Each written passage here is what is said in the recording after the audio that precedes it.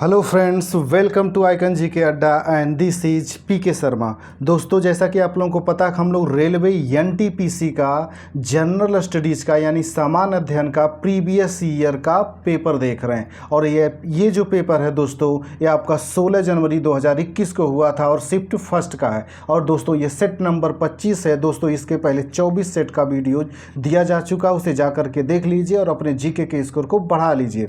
और दोस्तों, जो लोग चैनल पर नया हुए चैनल को सब्सक्राइब कर लें, वीडियो अच्छा लगता है तो इसे लाइक भी करें और शेयर भी करें ताकि ज़्यादा से ज़्यादा लोग इसका लाभ उठा सकें। दोस्तों, ये आपके एनटीपीसी का नोटिफिकेशन आ गया है, उसको देख लीजिए और जा कर के फॉर्म को जब से फिलअप हो रहा है उसको फॉर्म को भर दीजिए और अच्छे से तैयारी करिए ताकि सिलेक्शन ले सकें। ठीक है दोस्तों, हम आते हैं अपने पहले क्वेश्चन पे। हमारा पहला क्वेश्चन है दोस्तों, एक प्रसिद्ध तारामंडल है जिसे शाम में देखा जा सकता है। इस तारामंडल को शिकारी द हंटर के नाम से भी जाना जाता है। तो दोस्तों, ये आपका है ओरियन होता है दोस्तों। और दोस्तों याद रखिएगा, इसी क्वेश्चन को घुमा करके पूछ सकता है कि किस तारामंडल को शिकारी द हंटर कहा जाता है, तो ओरियन को कहा जाता है। अगला दोस्तों, कोशिका की एक प्रकार की अपशिष्ट निस्तारण प्रणाली है। वे किसी भी बाह्य सामग्री के साथ साथ खराब हो चुके कोशिकांगों को पचाकर कोशिका को साफ रखने में मदद करते हैं। तो दोस्तों, ये लाइसोसोम होता है। दोस्तों, लाइसोसोम ही जितने भी खराब चीज़ें होती हैं ये कोशिकांग के उसको पचाने का काम करता है। और दोस्तों, इसी वजह से लाइसोसोम को कोशिका की आत्महत्या की थैली कहा जाता है। आत्महत्या की थैली कहा जाता है दोस्तों इसको, तो इसको याद रखिएगा। और दोस्तों, ये जो माइटोकॉन्ड्रिया है, माइटोकॉन्ड्रिया को दोस्तों ये सेल, इसे पावर हाउस कहा जाता है, कोशिका का पावर हाउस कहा जाता है। ये दोनों फैक्ट याद रखिएगा और ये दोनों फैक्ट पूछे गए हैं। अगला दोस्तों, को वैद्युत ऋणात्मक तत्वों के रूप में जाना जाता है क्योंकि वे इलेक्ट्रॉन ग्रहण करके ऋणावेशित आयन बनाते हैं। तो दोस्तों, ये जो ऋणावेशित आयन बनाते हैं ये होते हैं आपके अधातु जो होते हैं वे। अगला है दोस्तों, निम्नलिखित में से कौन सा एक इनपुट डिवाइस है। तो इनपुट डिवाइस जो होता है दोस्तों, ऑप्टिकल कैरेक्टर रीडर जो होता है, ये इनपुट डिवाइस होता है। अगला क्वेश्चन है दोस्तों, खगोलीय भौतिक विज्ञानी ऐसे पहले जीवित व्यक्ति बन गए जिनके नाम पर नासा ने अंतरिक्ष यान का नाम रखा, जिन्होंने 1958 में सर्वप्रथम सौर पवन के अस्तित्व को सैद्धांतिक रूप दिया था। तो दोस्तों, सैद्धांतिक रूप दिया था यूजिन पार्कर ने। अगला है दोस्तों, संक्षिप्त शब्द सोनार का पूर्ण रूप है। तो दोस्तों, सोनार का फुल फॉर्म जो होता है वो होता है sound navigation and ragging. Sound navigation and ragging, ये दोस्तों याद रखिएगा, ये छठवां कई बार रिपीट हुआ है। अगला दोस्तों, निम्नलिखित में से कौन सा पर्सनल कंप्यूटर का एक भाग नहीं है। तो दोस्तों, पर्सनल कंप्यूटर का एक भाग नहीं है तो इसके अंतर्गत आता है यूएसबी इसका भाग नहीं है। बाकी सीपीयू, रैम, रोम ये सब इसके भाग होते हैं। अगला दोस्तों, 1752 में किस अमेरिकी वैज्ञानिक ने बताया कि बिजली कड़कना और आपके कपड़ों से चिंगारी निकलना वास्तव में एक ही परिघटना है। तो दोस्तों, इसको बेंजामिन फ्रैंकलिन ने बताया था, बेंजामिन फ्रैंकलिन ने। अगला है दोस्तों, एक सभागार में ध्वनि का सातत्य परसिस्टेंस ध्वनि के परावर्तन की पुनरावृत्ति का परिणाम है और इसे क्या कहा जाता है। तो दोस्तों, इसे जो होता है अनुरण कहा जाता, अनुरणन इसे कहा जाता है। अगला दोस्तों, निम्नलिखित में से कौन सा स्प्रेडशीट का एक उदाहरण है। तो दोस्तों, स्प्रेडशीट का एक उदाहरण जो होता है ये माइक्रोसॉफ्ट एक्सेल को कहा जाता है। दोस्तों, जो लोग चैनल पर नया हुआ चैनल को सब्सक्राइब कर लें, वीडियो अच्छा लगता है तो इसे लाइक भी करें और शेयर भी करें ताकि ज़्यादा से ज़्यादा लोग इसका लाभ उठा सकें। अगला क्वेश्चन है दोस्तों, दूरी और समय के मामले में भारतीय रेल नेटवर्क की सबसे लंबी दूरी तय करने वाली रेलगाड़ी कौन सी है। तो दोस्तों, ये विवेक एक्सप्रेस है। ये सबसे ज़्यादा लंबी दूरी तय करती है। अगला दोस्तों, भारत में हरित क्रांति को सफलतापूर्वक निष्पादित करने का श्रेय किसको दिया जाता है? तो दोस्तों एम.एस. स्वामीनाथन को दिया जाता है। एम.एस. स्वामीनाथन को हरित क्रांति का जनक माना जाता है दोस्तों। अगला दोस्तों, दक्षिण अफ्रीका से वापस लौटने के पश्चात महात्मा गांधी फरवरी 1916 में के उद्घाटन के समय पहली बार सार्वजनिक रूप से आम जनता से रूबरू हुए थे। तो दोस्तों बनारस हिंदू विश्वविद्यालय, यही BHU का दोस्तों उद्घाटन था, यहीं पे गांधी जी गए हुए थे।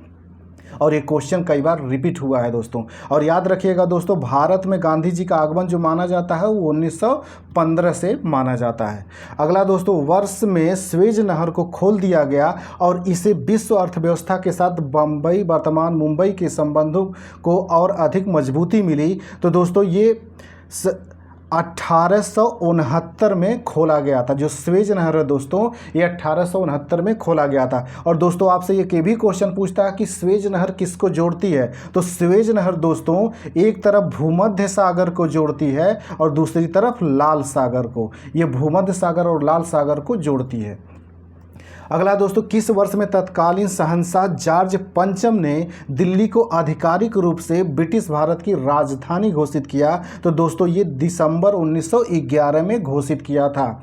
और दिल्ली जो है दोस्तों 1912 में भारत की राजधानी बन गई थी। तो याद रखिएगा दोस्तों, 11 में लास्ट में दिसंबर में घोषित हुआ था और 1912 से राजधानी बन गई। अगला दोस्तों, संयुक्त राष्ट्र की स्थापना राष्ट्र संघ के उत्तराधिकारी के रूप में 24 अक्टूबर को की गई थी। और दोस्तों सेम यही क्वेश्चन इसके पहले एक आया था। मैंने ये फैक्ट आपको पहले बताया था कि संयुक्त राष्ट्र संघ की स्थापना कब हुई थी। जब ये लीग ऑफ नेशंस की जगह पे संयुक्त राष्ट्र संघ की स्थापना कब हुई थी? तो 24 अक्टूबर 1945 को हुआ था दोस्तों। ये 24 अक्टूबर 1945 को, इसीलिए 24 अक्टूबर को संयुक्त राष्ट्र दिवस मनाया जाता है। तो दोस्तों आप लोगों का जो फैक्ट होता है लगभग एक पॉइंट से ही ज़्यादा फैक्ट पूछते हैं, तो इसको याद रखिएगा और ये कई बार पूछा गया है। अगला दोस्तों, निम्नलिखित में से किस देश की थल सीमा भारत के साथ नहीं जुड़ी हुई है? तो दोस्तों किसकी थल सीमा जो है यानी स्थल रूप से नहीं जुड़ा हुआ है? श्रीलंका। दोस्तों भारत को इस तरह से देखेंगे तो ये वाला जो दक्षिण वाला हिस्सा है यहाँ पे और श्रीलंका यहाँ पे बीच में ये पाक जल संधि है जो इन दोनों को अलग कर देती है। और दोस्तों ये क्वेश्चन ये भी पूछता है कि भारत की स्थलीय सीमा जो है किस देश के साथ ज़्यादा लगी हुई है? तो याद रखिएगा कि बांग्लादेश से ज़्यादा लगी हुई है। बांग्लादेश सबसे ज़्यादा जो स्थलीय सीमा लगी हुई है भारत की वो बांग्लादेश से लगी हुई है और सबसे कम जो है वो अफगानिस्तान से है। अगला दोस्तों, महाराष्ट्र और गुजरात राज्यों का गठन कब हुआ था? तो दोस्तों महाराष्ट्र और गुजरात का गठन जो हुआ था 1960 में हुआ था और ये इंपॉर्टेंट क्वेश्चन ये कई बार रिपीट हुआ है दोस्तों। अगला दोस्तों, संयुक्त राष्ट्र का गठन मानव जाति को स्वर्ण में ले जाने के लिए नहीं बल्कि मानवता को नर्क से बचाने के लिए किया गया था। दोस्तों ये स्वर्ण नहीं, ये स्वर्ग होगा। तो कथन, ये कथन है, यही पूछ रहा कि ये कथन किसका है? तो ये कथन जो है दोस्तों डैग हैमरस्कल जाल्ड का है। डैग हैमरस्कल जाल्ड का। अगला दोस्तों, भारत की पहली स्वदेश निर्मित रंगीन फिल्म कौन थी? तो दोस्तों पहली जो स्वदेशी निर्मित रंगीन फिल्म, ये कलर फिल्म की बात कर रहा है, तो वो किसान कन्या थी। और दोस्तों इसमें जो दिया हुआ है राजा हरिश्चंद्र, ये भारत की पहली फिल्म थी, प्रथम फिल्म थी। और आलम आरा जो थी दोस्तों ये 1931 में बनी थी और पहली बोलती फिल्म थी। बोलती फिल्म का मतलब ये है दोस्तों इसमें जो कैरेक्टर थे उनकी आवाज़ आती थी। बाकी राजा हरिश्चंद्र जो पहली बनी थी इसमें आवाज़ सुनाई नहीं देता था, केवल दिखाई देता था वो क्या क्या कर रहे हैं, क्या क्या नहीं कर रहे हैं। आलम आरा पहली बोलती फिल्म है और पहली फिल्म जो है राजा हरिश्चंद्र है। और दोस्तों ये वेरी वेरी इंपॉर्टेंट सारे फैक्ट हैं, इसको याद रखिएगा। दोस्तों जो लोग चैनल पे नए हुए हैं चैनल को सब्सक्राइब कर लें, वीडियो अच्छा लगता है तो इसे लाइक भी करें और शेयर भी करें ताकि ज़्यादा से ज़्यादा लोग इसका लाभ उठा सकें। अगला दोस्तों, जय जवान जय किसान का नारा किसने दिया था? तो दोस्तों लाल बहादुर शास्त्री ने दिया था और ये सेम क्वेश्चन आपके पिछले किसी सेट में रिपीट कर चुका है, तो ये वेरी वेरी इंपॉर्टेंट है। अगला है दोस्तों, ऐसी वस्तुएं जिन्हें उपभोक्ता की तत्काल आवश्यकता की पूर्ति करने के लिए नहीं बल्कि अन्य वस्तुओं का उत्पादन करने के लिए लाया जाता है, क्या कहलाती हैं? तो दोस्तों इन्हें पूंजीगत वस्तु कहा जाता है। तो पूंजीगत वस्तु का मतलब होता है, जैसे मान लीजिए कोई कंपनी या फर्म आप खोलना चाहते हैं तो इसके लिए भूमि की आवश्यकता होगी, फिर इसके बाद मशीन की आपको आवश्यकता होगी। ये सब जो होते हैं दोस्तों, ये सब पूंजीगत वस्तुएं होती हैं, इसको याद रखिएगा। अगला क्वेश्चन है दोस्तों, केवलादेव घाना राष्ट्रीय उद्यान कहाँ स्थित है? तो दोस्तों केवलादेव जो है ये राजस्थान में स्थित है। और दोस्तों ये वेरी वेरी इंपॉर्टेंट क्वेश्चन, ये कई बार पूछा गया है। तो कहीं कहीं दोस्तों केवलादेव पूरा नाम न दे करके घाना राष्ट्रीय उद्यान दे देता है, तो कंफ्यूज मत होना, दोनों एक ही है, ये राजस्थान में। अगला दोस्तों, 1916 के लखनऊ समझौते में नरमपंथियों, भारतीय राष्ट्रीय कांग्रेस के उग्र सुधारवादियों और किनके लिए एक संयुक्त राजनीतिक मंच प्रदान किया गया था? तो दोस्तों ये मुस्लिम लीग। तो दोस्तों कांग्रेस और मुस्लिम लीग के बीच यहीं पे समझौता हुआ था 1916 में। और दोस्तों आपसे ये भी पूछता है कि जो समझौता हुआ था तो ये कांग्रेस और मुस्लिम लीग के बीच हुआ था, और यहीं पे जो गरम दल थे और नरम दल थे कांग्रेस के, इनके बीच भी समझौता हुआ था। और ये भी पूछता है दोस्तों कि ये मुस्लिम लीग और कांग्रेस के बीच समझौता कराने में किनका योगदान था?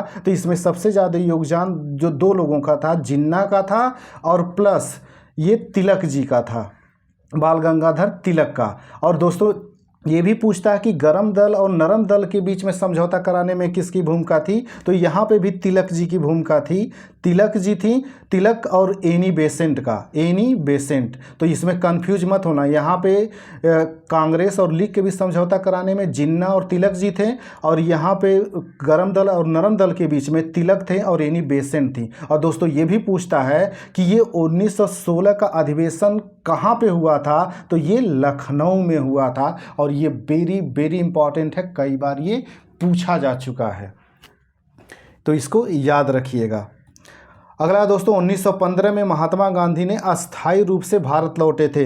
दोस्तों अभी मैंने आपको बताया कि गांधी जी 1915 में भारत आए थे, तो ये पूछ रहा कि कहाँ से वापस आए थे? तो ये दक्षिण अफ्रीका से भारत आए थे, और वही 16 में जाकर के BHU में उन्होंने भाग लिया था। अगला दोस्तों, गुजरात पर अपनी जीत का जश्न मनाने के लिए अकबर ने फतेहपुर सिकरी में भारत के सबसे ऊंचे प्रवेश द्वार गेट ऑफ मैग्निफिसेंस का निर्माण कराया था। इस गेटवे का दूसरा नाम क्या है? तो दोस्तों इसका दूसरा नाम है बुलंद दरवाज़ा। और दोस्तों पहले ही मैं बता चुका हूँ, इसके क्वेश्चन आपसे पूछ चुका है इस किसी सेट में, कि ये अकबर ने गुजरात की जो विजय किया था, गुजरात विजय के उपलक्ष्य में ही इसको बनवाया था। और दोस्तों इसी को घुमा करके पूछता है कि किसे गेट ऑफ मैग्निफिसेंस कहा जाता है? तो वो बुलंद दरवाज़ा है। और इसका निर्माण किसने करवाया था? तो अकबर ने करवाया था। और कहाँ पे करवाया था? तो फतेहपुर सिकरी में करवाया था। और ये फतेहपुर सिकरी कहाँ पे है दोस्तों? तो ये यूपी में है। ये सारे फैक्ट याद रखिएगा दोस्तों, ये वेरी वेरी इंपॉर्टेंट क्वेश्चन है और कई बार पूछ रहा है। दोस्तों जो लोग चैनल पर नया हो, चैनल को सब्सक्राइब कर लें, वीडियो अच्छा लगता है तो इसे लाइक भी करें और शेयर भी करें, ताकि ज़्यादा से ज़्यादा लोग इसका लाभ उठा सकें। अगला दोस्तों, जर्मनी के कुल इस्पात उत्पादन का 80% इसके किस क्षेत्र पर निर्भर है? तो दोस्तों रूर क्षेत्र, जर्मनी का रूर क्षेत्र जो है दोस्तों, ये यहाँ से कोई इस्पात का उत्पादन और सबसे ज़्यादा यही कोयला उत्पादन क्षेत्र है। अक्सर ये पूछता है कि रूर क्षेत्र जो है ये किस देश में है? तो ये जर्मनी में है। अगला है दोस्तों, भारत में बोकारो इस्पात संयंत्र की स्थापना 1964 में किसके सहयोग से की गई थी? तो दोस्तों ये सोवियत संघ के सहयोग से की गई थी। अगला दोस्तों, भारत का सबसे बड़ा और एशिया का दूसरा सबसे बड़ा मिट्टी का बांध, इस बांध का नाम केरल के राजा महाबली के पुत्र के नाम पर रखा गया था। इसे वाणासुर सागर बांध कहा जाता है दोस्तों। और ये मिट्टी का सबसे बड़ा, भारत का सबसे बड़ा गया, एशिया का दूसरा सबसे बड़ा है। और दोस्तों एक बार घुमा किसी को पूछ लिया था कि वाणासुर सागर बांध किस राज्य में स्थित है? तो ये आपके केरल राज्य में स्थित है। अगला दोस्तों, उन्नत भारत अभियान किससे संबंधित है? तो दोस्तों उन्नत भारत जो अभियान है आपका, ये उच्च शिक्षण संस्थानों की मदद से ग्रामीण भारत का विकास करना। अगला दोस्तों, किस ब्रिटिश भौतिक वैज्ञानिक को इलेक्ट्रॉनों की खोज से संबंधित उनके कार्य के लिए 1906 में भौतिक विज्ञान नोबेल पुरस्कार से सम्मानित किया गया था? तो दोस्तों इलेक्ट्रॉन की खोज किया था जे थॉमसन ने। जे थॉमसन ने। और दोस्तों अर्नेस्ट रदरफोर्ड ने प्रोटॉन की खोज की थी, याद रखिएगा ये प्रोटॉन की खोज किया था। और जेम्स चैडविक ने दोस्तों ये न्यूट्रॉन की खोज किए थे। इन तीनों को याद रखिएगा और ये कई बार आपसे पूछा गया है और फिर पूछा जाएगा। तो दोस्तों जो चैनल पर नया हुए चैनल को सब्सक्राइब कर लें ताकि उन्हें समय से वीडियोज मिलता रहे। अगला है दोस्तों भारत में पहला रेडियो कार्यक्रम किस वर्ष प्रसारित किया गया था? तो दोस्तों पहला जो रेडियो कार्यक्रम था ये 1923 में प्रसारित किया गया था। और दोस्तों ये पहला है इसलिए वेरी वेरी इंपॉर्टेंट है, ऐसे क्वेश्चन रिपीट होते हैं। अगला दोस्तों भारत के उप प्रधानमंत्री 1977 से 79 तक कौन थे? तो दोस्तों 77 से 79 तक जगजीवन राम थे। दोस्तों अब तक केवल 7 उप प्रधानमंत्री बन चुके हैं, इसको याद रखिएगा। अगला दोस्तों ई वे बिल निम्नलिखित में से किससे संबंधित है? तो दोस्तों ई वे बिल जो है ये माल का एक स्थान से दूसरे स्थान पर पूर्ति इससे संबंधित है। माल का दोस्तों ये कोई वस्तु है एक स्थान से दूसरे स्थान पर ले जाने के लिए इसके लिए जारी किया जाता है और ये जीएसटी के तहत ही जारी किया जाता है। अगला दोस्तों इंटरनेशनल कोर्ट ऑफ जस्टिस कहाँ पर स्थित है? तो दोस्तों ये द हेग में स्थित है। और दोस्तों एक बार ये भी पूछा गया था कि ये द हेग किस देश में है? तो दोस्तों ये नीदरलैंड में है, नीदरलैंड में है, ये याद रखिएगा और ये कई बार पूछा गया। और दोस्तों ये भी पूछा गया है इंटरनेशनल कोर्ट ऑफ जस्टिस में कितने जज होते हैं? तो टोटल 15 जज होते हैं। और दोस्तों आज तक भारत के पहले जो इसके चीफ जस्टिस बने थे उनका नाम है नागेंद्र सिंह, याद रखिएगा नागेंद्र सिंह अंतर्राष्ट्रीय कोर्ट के पहले मुख्य न्यायाधीश बने थे नागेंद्र सिंह, और ये आपसे पूछा गया है। अगला दोस्तों भारतीय जनगणना 2011 के अनुसार किस राज्य का जनसंख्या घनत्व न्यूनतम है? तो सबसे कम दोस्तों घनत्व अरुणाचल प्रदेश का है। और एक बार ये भी पूछा गया है कि ये कितना है? तो दोस्तों 17 है मात्र। और याद रखिएगा दोस्तों राज्यों की बात की जाए, संघ शासित प्रदेशों को छोड़ दिया जाए तो सबसे ज़्यादा जनघनत्व जो है वो बिहार का है, ये भी याद रखें सबसे अधिक बिहार का है। लेकिन अगर सभी राज्यों को शामिल कर लिया जाएगा संघ शासित प्रदेशों को तो सबसे ज़्यादा दिल्ली में हो जाएगा दोस्तों, तो इसमें कंफ्यूज मत होना। अगर संघ शासित प्रदेश भी शामिल है तो दिल्ली हो जाएगा, अगर संघ शासित प्रदेश शामिल नहीं है तो बिहार होगा। अगला दोस्तों उत्तराखंड के कुमाऊं क्षेत्र में तलवार के साथ किए जाने वाले लोकप्रिय नृत्य को क्या कहा जाता है? तो दोस्तों इसे छोलिया कहा जाता है। अगला दोस्तों इसरो ने चंद्रयान फर्स्ट अंतरिक्ष यान को में प्रक्षेपित किया। इसे चंद्रमा पर ठोस बर्फ की उपस्थिति की पुष्टि करने के लिए विशिष्ट रूप से सुसज्जित किया गया था। तो दोस्तों जो चंद्र अभियान था पहला वाला ये कब प्रक्षेपित किया गया था ये आपसे पूछ रहा है। तो दोस्तों ये जो है ये 2008 में प्रक्षेपित किया गया था। और दोस्तों इसको याद रखिएगा क्योंकि ये पहला है इसलिए आपके लिए एग्जाम के लिए इंपॉर्टेंट है। ठीक है दोस्तों मिलते हैं अगले वीडियोज में। जो लोग चैनल पर नया है चैनल को सब्सक्राइब कर लें। तब तक के लिए नमस्कार, जय हिंद।